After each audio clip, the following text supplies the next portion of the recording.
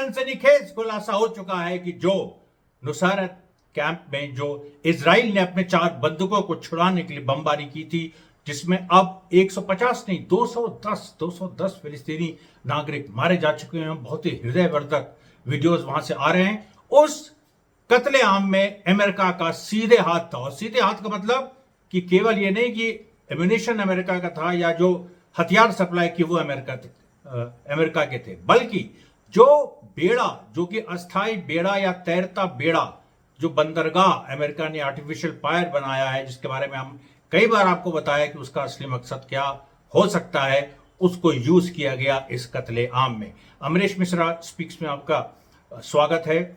आज साथियों ये देखिए एक थोड़ा गमगीन सा दिन है, क्योंकि वो उस मैसेकर की पूरी एक जो एक इम्पैक्ट है वो सामने आ रहा है। लेकिन आपको बता दूं उसी के पैरेलल हमास जबरदस्त जवाबी कार्रवाई कर रहा है। अब तक कम से कम 12 से लेकर 15 आईडीएफ सोल्जर्स जो हैं वो हलाक हो चुके हैं, और यानी मारे गए हैं या घायल हुए हैं।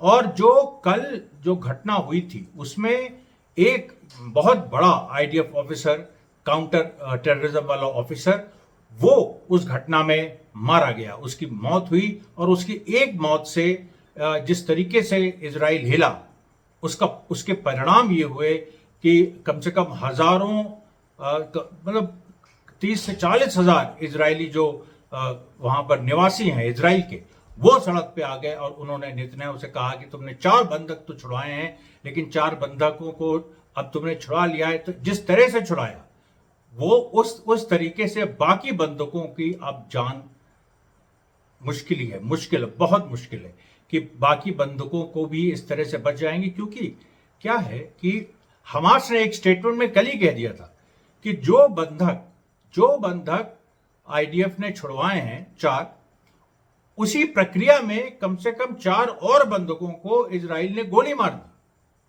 4 बंधकों को इजराइल ने गोली मार दी। ये बात हमास ने कहा, इसको इजराइल ने अभी तक डिनाई नहीं किया। आईडीएफ ने कहा इसकी हम जांच कर रहे हैं। और इसी बात पे इजराइल में जो हजारों निवासी हैं वो सड़क पे आ गए हैं, और उन्होंने नेतन्याहू की घर की तरफ वो बढ़ रहे हैं। आपको हम आज की कुछ और खबरें बताते हैं।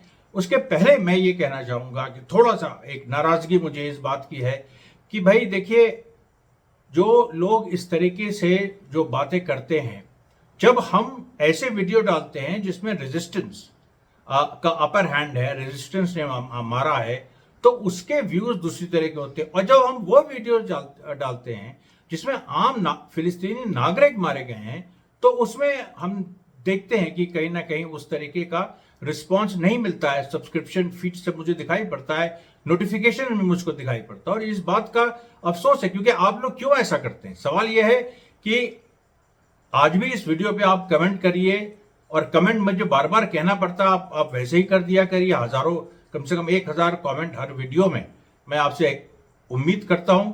दूसरी बात यह है कि जिस तरीके से आप लोग रिस्पॉन्ड करते हैं, अधिकांश की बात मैं नहीं कर रहा हूं, कुछ लोगों की, उसमें आप थोड़ा सा अपने अंदर टटोलिए कि हम जब बात करते हैं कि हर वीडियो में जिसमें फिलिस्तीनी जनता पर जो कहर इजराइल ढा रहा है उसकी बात करते हैं, उसके साथ साथ हमेशा हम वो भी बात करते हैं कि जो हमास और पैलेस्टीनियन रेजिस्टेंस जो रिस्पॉन्ड कर रहा है। हमारा अकेला ऐसा चैनल है जो इस बात पे केंद्रित है कि हमास और जो रेजिस्टेंस है उसकी खबर क्या है। लेकिन उसमें साथ साथ कभी कभी नए रहस्य उद्घाटन इस बात के भी आ जाते हैं कि जो फिलिस्तीनियों पे मार हुई है उसके पीछे की साजिशें क्या है। जैसे आज जो बात सामने आई कि अमेरिका ने पूरी तरह से सीधे तौर पे, जो अमेरिका का फ्लोटिंग बंदरगाह है, उसने सीधे तौर पे इजराइल की मदद की, और किस तरीके से की वो आप जान के हैरान रह जाएंगे। आज की देखिए घटनाओं में हम शुरू करें। कल जो पूरा कत्लेआम नुसैरत में हुआ, उसके बाद जो इजराइल के अंदर अरब्स हैं, जो इजरायली सिटीजन हैं, उन्होंने विरोध करना शुरू किया। वो बहुत कम विरोध करते हैं, वहां बहुत तरीके की समस्याएं हैं कि आप विरोध करिए तो बहुत कुछ आपके साथ हो सकता है। लेकिन वो भी आज ये नुसैरत में जो हुआ उसके खिलाफ वो भी सड़क पे आ गए। और देखिए जगहों का नाम है हाइफा, और जो इजराइल का हाइफा है, वहाँ जो अरब इजरायलीज हैं उन्होंने डेमोन्स्ट्रेट किया। जो अल तीरा है वहां पर जो अरब्स हैं, जो इजरायली सिटीजन हैं, उन्होंने विरोध किया। और जो अल फहीम है एक जगह, वहां पर भी जो इजरायली अरब्स हैं उन्होंने विरोध किया। झड़पें हुई और पहली बार इस तरीके से जो एक मिलिटेंसी हमको देखने को मिली अरब सिटीजन्स में, जो इजराइल के हैं, क्योंकि उनके ऊपर देखिए कई तरीके के उनके ऊपर दबाव हैं। वो इजराइल में रहते हैं, उनको कभी भी उठाया जा सकता है, उनके साथ कुछ भी किया जा सकता है, उनकी भी जो मानव अधिकार हैं बिल्कुल नील है। तो अब आप देखिए कि ये एक पूरी, अच्छा उसके बाद अलग अलग फिलिस्तीनी फैक्शंस ने जो नुसैरत में मैसाकर हुआ उसका विरोध किया।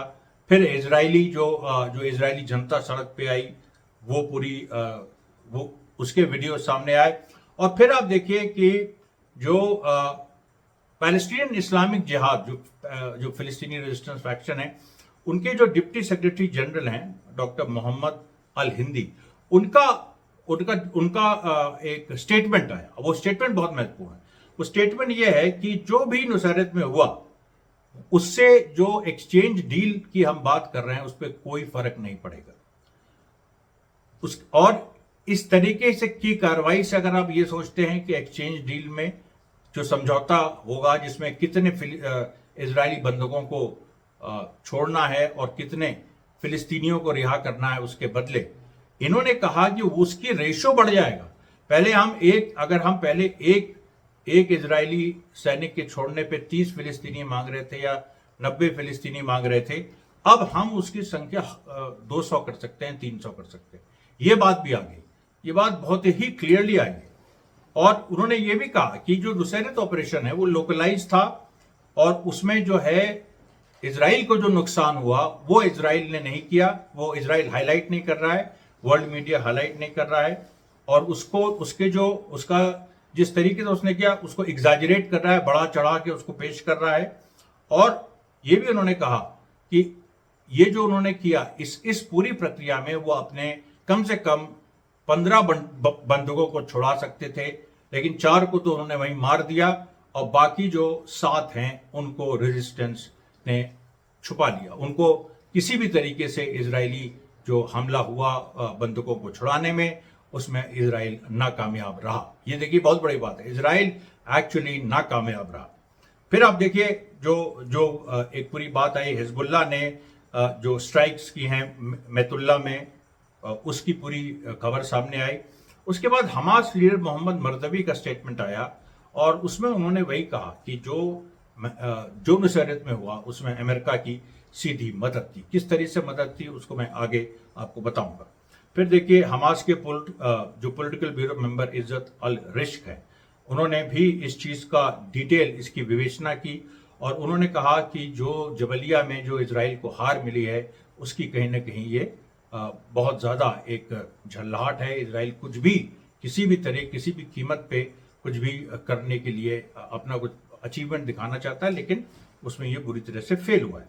फिर देखिए खबरें आने लगी आमतौर पे कि जो इजरायली फौजों को जो फिलिस्तीनी रेजिस्टेंस मार रहा है उसकी खबरें आने लगी और किस तरीके से स्काईलार्क जो ड्रोन है वो उस पर कब्जा किया, कल ही उस पर कब्जा किया। 2 स्काईलार्क जो ड्रोन्स हैं उन पे पैलेस्टीनियन रेजिस्टेंस ने कब्जा किया। उसके बाद देखिए जो हिजबुल्लाह ने फिर जो हमले किए और फिर जो पूरे वेस्ट बैंक में और गाजा में जिस तरीके से एक्टिविटी शुरू हो गई, नाब्लस में, रमाल्ला में हजारों लोग सड़क पे आ गए। और देखिए उसके बाद 2 बड़े ऑपरेशंस जो फिलिस्तीनी रेजिस्टेंस ने किए उनके बारे में खबर है जो आज सुबह हुए। और आज सुबह जो ऑपरेशन हुआ उसमें देखिए एक खास बात ये थी कि जो मतलब आप समझिए कि जो स्नाइपर यूनिट है फिलिस्तीनी रेजिस्टेंस की और जो मोर्टर यूनिट है उन दोनों ने आपस में कोऑर्डिनेशन करके हमला किया। अब उसमें क्या हुआ कि उसमें देखिए वीडियो में दिखाई पड़ता साफ साफ कि सबसे पहले जो है हमास प्लानिंग कर रहा है, बाकायदा एक कमरे के अंदर लोग हैं उसमें प्लानिंग कर रहे हैं, संभवतः वो अंडरग्राउंड टनल का ही कमरा है और वहां प्लानिंग हो रही है जिसमें हमास कमांडर बोलता है कि हम मोर्टर यूनिट और स्नाइपर यूनिट कोऑर्डिनेट करेंगे इस ऑपरेशन को। उसके तुरंत बाद ये दिखाई पड़ता है कि जो स्नाइपर जो राइफल लिए फिलिस्तीनी लड़ाका वो कुछ ईंटों के सुराखों के बीच से वो एम कर रहा है और सामने इजरायली सोल्जर्स हैं और वो अपनी राइफल धीरे धीरे मार करके माइन्यूटली एक तरह से सर्वेलेंस करके वो अपनी राइफल चलाता है और इजरायली सोल्जर वहीं पर गिर जाता है। उसके बाद देखिए इजरायली वाहन आते हैं और इजरायली वाहन जैसे जाते हैं तो उसके पैरेलल जो मोटर यूनिट है वो तैयार रहती, जो उस लड़ाके के पैरेलल थी, और वो मोटर यूनिट जैसे ही वो इजरायली सोल्जर जो पहले स्नाइपर फायरिंग में मारा गया, जैसे ही वो गिरता है वो लोग लोड करना शुरू कर देते हैं मोटर, इस एंटिसिपेशन में कि अभी इजरायली वाहन आएंगे, और तुरंत आ भी जाते हैं इजरायली वाहन, तुरंत दिखाई पड़ते हैं आते हुए, और यहाँ से मोटर चलता है और मोटर उन वाहनों को भी पूरी तरह से क्षतिग्रस्त कर देता है। तो ये देखिए, ये जो ऑपरेशनल कंट्रोल जो रेजिस्टेंस का अभी बना हुआ है गाजा में, जो ऑपरेशनल एज अभी भी गाजा में रेजिस्टेंस का बना हुआ है, वो देखिए कोई बड़ी बात नहीं है, वो बना ही हुआ है और उस पर हम बार बार कह रहे हैं। लेकिन इस बात में जब नुसैरत में जो हुआ उसको इजराइल बढ़ा चढ़ा के पेश कर रहा है, इस संदर्भ में इस बात को कहना, खास तौर पे इसको एम्फेसाइज करना बहुत जरूरी है। उसके बाद देखिए जो बुरेज कैंप में आज फिर से इजराइल ने बमबारी की, लेकिन कोई इसमें हताहत नहीं हुआ। उसके बाद देखिए जो राफा में एक इजराइल का बुलडोजर पूरी तरह से नष्ट कर दिया गया, और Yibna camp west of Rafah city में एक बुलडोजर T9 बुलडोजर इजराइल का नष्ट कर दिया गया। फिर देखिए तुलकरेम में फिर से वही बात आई, तुलकरेम में नुसैरत कैंप का बदला लिया गया, जो 2 इजरायली सेटलमेंट हैं बेत हेफर और अबनाई हेफेट्स, उस पर हमला करके, और उन पे जब ये हमला हुआ तो उसमें कई सेटलर्स घायल हुए और उसमें से कुछ तो अभी बहुत ही गंभीर स्थिति में हैं। फिर आप देखिए एक बड़ी बात होती है कि यमन से कुछ तस्वीरें रिलीज होती हैं कि 5 मार्च 2024 को जो यमन ने अमेरिकन जो शिप थी अमेरिकन शिप ट्रू कॉन्फिडेंस जिस पे यमन ने हमला किया था, उसकी पिक्चर सामने आती हैं कि किस तरह से वो डिस्ट्रॉय मतलब उसका ऊपरी जो हिस्सा है वो पूरी तरह से डिस्ट्रॉय हो चुका है। फिर एक और खबर आती है कि आज ये जो 5 मार्च की ये फोटोग्राफ्स थी, एक और खबर आती है कि यूके MTO है, इसने गल्फ ऑफ एडन में एक नई घटना इसने दर्ज की है, जिसमें यमन ने फिर से एक शिप पे हमला किया है। फिर देखिए जो DFLP democratic front for the liberation of Palestine है, उसका एक बड़ा जबरदस्त बयान आता है, वो भी एक रेजिस्टेंस फैक्शन है फिलिस्तीन में। DFLP ने कहा कि ये जो इजरायली सोच रहे हैं कि इन्होंने चार अपने बंधकों को छुड़ा लिया तो कोई बहुत बड़ा काम कर दिया, वो ये भूल जाते हैं कि अभी भी हमारे पास 126 बंधक हैं, और उसके साथ साथ हमने नए बंधक कैप्चर किए। हम ये देखिए, ये जो पूरी बात है कि जो नए बंधक जो फिलिस्तीनी रेजिस्टेंस ने कैप्चर किए हैं, बहुत बड़ी बात है। और इसलिए अब समझ में आ रहा है कि फिलिस्तीनी रेजिस्टेंस की जो ये मूव था, ये बहुत ही सोचा समझा था। वो जानता था इजराइल कुछ स्टंट करेगा अमेरिका की मदद से, और उस स्टंट का जो है फिलिस्तीनी रेजिस्टेंस ने माकूल जवाब दिया। और इस चीज को अब होस्टेज की संख्या कितनी, 4 तो आपने छुड़ा दिए, लेकिन उसकी जगह कम से कम 4 तो और बंधक बना लिए गए ना। होस्टेजेस की संख्या तो मतलब 130 की 130 बनी हुई है, इसमें तो कोई भी बदलाव नहीं हुआ है। इसलिए देखिए ये बहुत महत्वपूर्ण है कि इस तरह की बात ये सामने आना। और फिर DFLP ने यह भी कहा कि ये यूनाइटेड नेशंस के लिए बहुत बड़ा चैलेंज है। अभी यूनाइटेड नेशंस ने इजराइल को ब्लैक लिस्ट में रखा था आतंकवादी संगठनों की, और उस ब्लैक लिस्ट में इजराइल तिलमिला गया था। और कहीं ना कहीं ये भी एक वजह है इस पूरी ये जो घटना, जिस तरह से इजराइल ने अंजाम दी, इतने सारे लोगों को मार के, वो पूरा दिखाता है कि इजराइल का एक डेस्परेशन है। और इजराइल ICC के वारंट के बाद और ब्लैक लिस्ट हो जाने के बाद अपनी एक हताशा दिखा रहा है। फिर आप देखिए हिजबुल्लाह का एक जो डेली ब्रीफ आता है हिजबुल्लाह का, वो आया कि उसने कैसे ईस्टर्न सेक्टर में जो इजरायली एरियाज हैं लेबनान के पास, वहाँ पर ताहिर ट्रायंगल पे उसने हमला किया। सिनिम सिनिम एक आईडीएफ बेस है, ये नया आईडीएफ बेस है, यहाँ पर हमला किया। अल समाका कफ्र शुबा में हमला किया। उसके बाद कफ्र जुबल पे हमला किया, बेत हेलेल पे हमला किया, मिसगैब एम पे हमला किया और उसके साथ साथ मितुला पे हमला किया। फिर वेस्टर्न सेक्टर में राहिब साइट पे हमला किया, जारिद बैरिक्स पे हमला किया और उसके साथ साथ ऐतरून पे हमला किया। और फिर एक जहां से इजराइल ने फॉस्फोरस बॉम्ब्स छोड़ने की कोशिश की थी लेबनान में, रमिया साइट, उस पे हमला किया। उसके बाद देखिए जो पैलेस्टीनियन क्रिश्चियंस हैं उनके एक लीडर आर्च बिशप अतल्ला हना ने अल मायादीन को इंटरव्यू में कहा कि ये जो जेरूसलम है, जेरूसलम जो मुस्लिम्स और क्रिश्चियंस का एक जॉइंट हेरिटेज है, इसको ये बहुत बड़ा इसको खतरा है और इसमें सारी अरब, इस्लामिक और क्रिश्चियन जो बिम्ब हैं उनको टारगेट किया जा रहा है।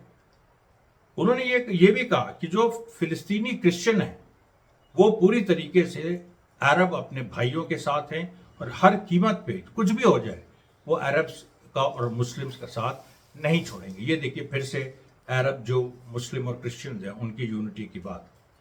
फिर आप देखिए कि एक और बयान आता है और उसमें ये बात आती है कि जो ओस्लो पीस अकॉर्ड्स हैं, तो ओस्लो पीस अकॉर्ड्स हैं उसका इजराइल लगातार उसने वायलेशन किया है और जो पैलेस्टीन अथॉरिटी, जो एक दोगली पैलेस्टीन अथॉरिटी है, उसने ज़्यादा विरोध भी नहीं किया है।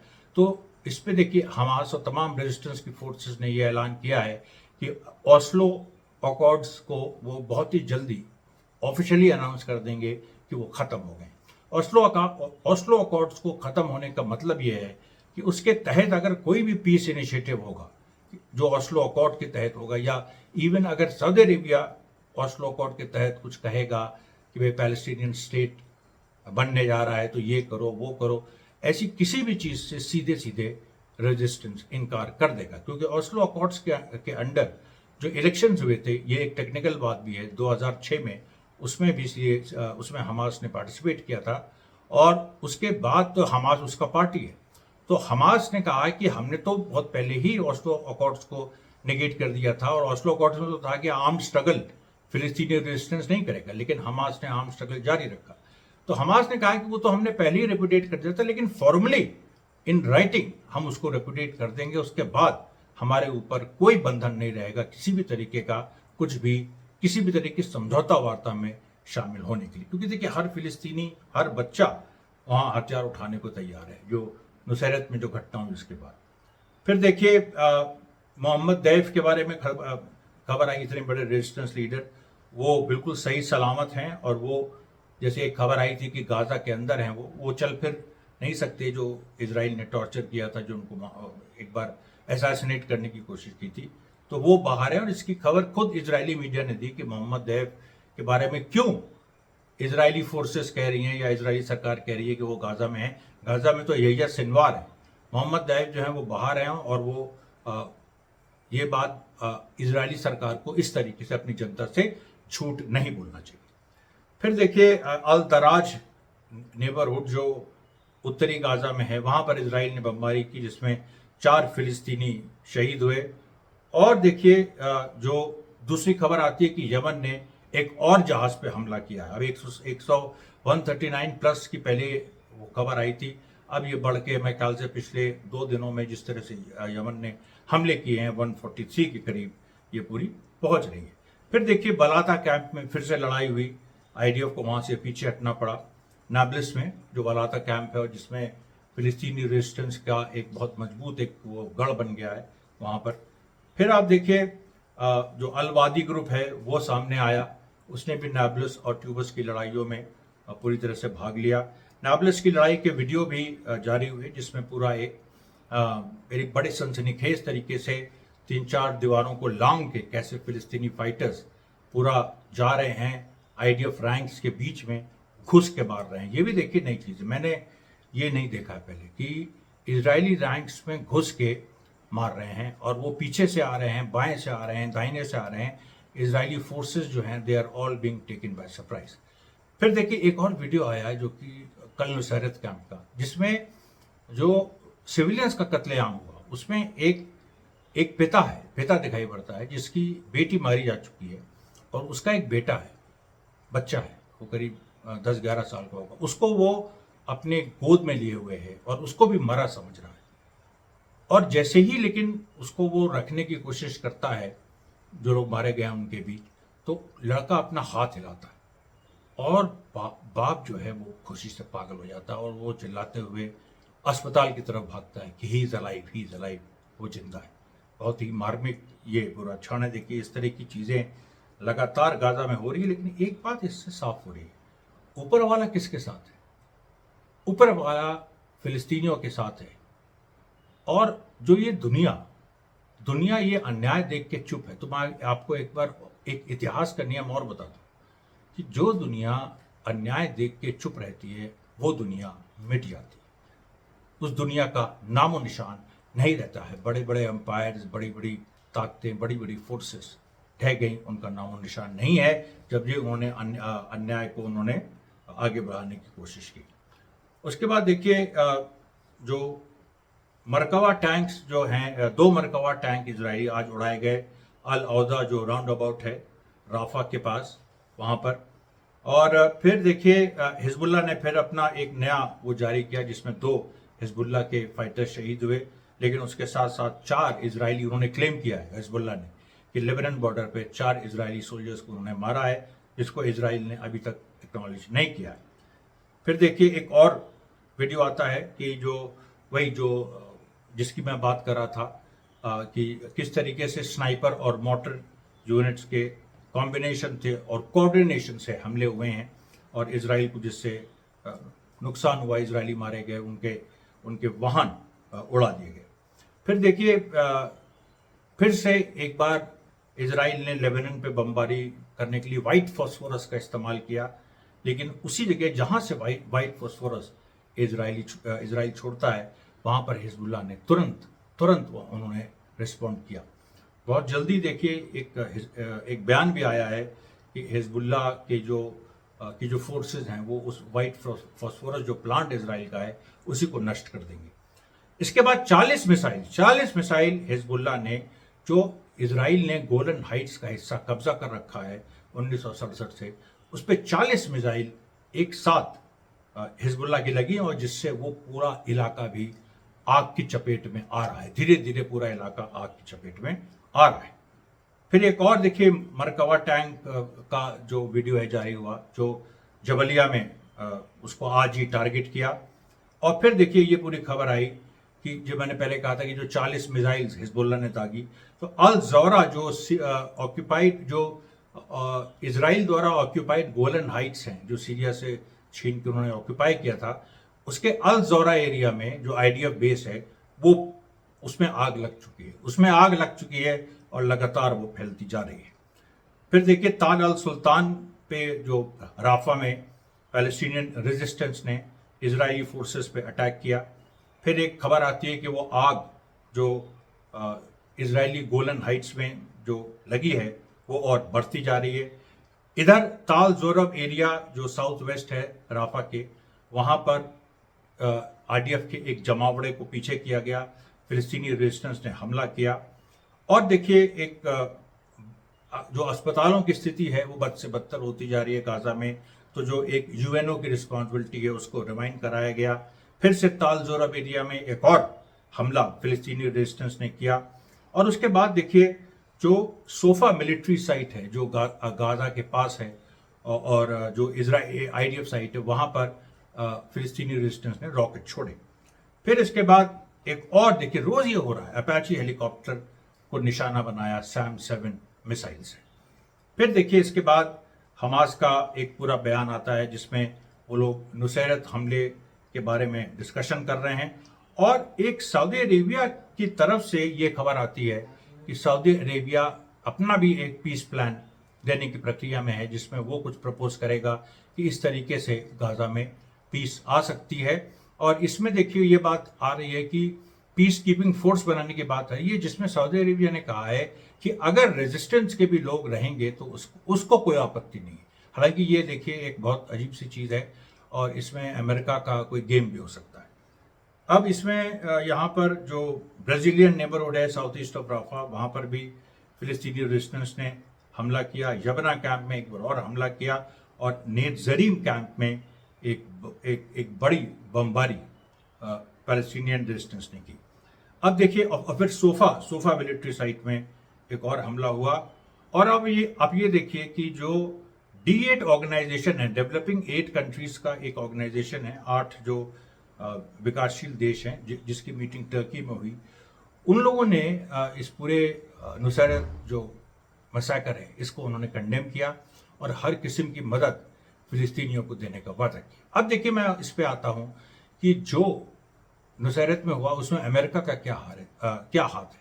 दरअसल दो बड़ी चीजें हैं। एक तो जो 8 ट्रक्स वो लेके अमेरिका आया है, उसी में छुप के इजरायली सोल्जर्स ने अपने बंदूकों को छुड़ाने इजरायली सोल्जर्स पहुंचे थे 8 ट्रक में छुप के, जो कि अमेरिका लाया। और दूसरी बात, जो बंधक छुड़ाए गए या जो वापस इजराइल ले जाए गए, वो हेलीकॉप्टर से ले जाए गए और वो हेलीकॉप्टर बिल्कुल उसी बंदरगाह के साथ, उसी के पास वो पार्क था। बंदरगाह से उसको, जो अमेरिकन बंदरगाह से उसको हर किस्म की मदद मिल रही थी। और यहाँ तक बात आ गई है कि उसमें जो अमेरिकन सोल्जर्स उस बंदरगाह में हैं, अभी कितने, 1000 अमेरिका ने शुरू में कहा था, अभी कोई आइडिया नहीं कितने हैं, क्योंकि एक हिस्सा जो शिप पूरी आई है वो पीछे है अभी समुद्र में, एक जो आर्टिफिशियल हार्बर बना है वहाँ कुछ अमेरिकन सोल्जर्स हैं, उनके हाथ में हथियार दिखाई पड़े। इसी के साथ साथियों आज की रिपोर्ट खत्म होती है। आज मैं फिर कोई डेट के बारे में कह रहा था, 9 जून 2024 की ये घटनाएं हैं और कल हम फिर हाजिर होंगे आपके पास खबरों को लेकर। धन्यवाद साथियों, बहुत बहुत धन्यवाद।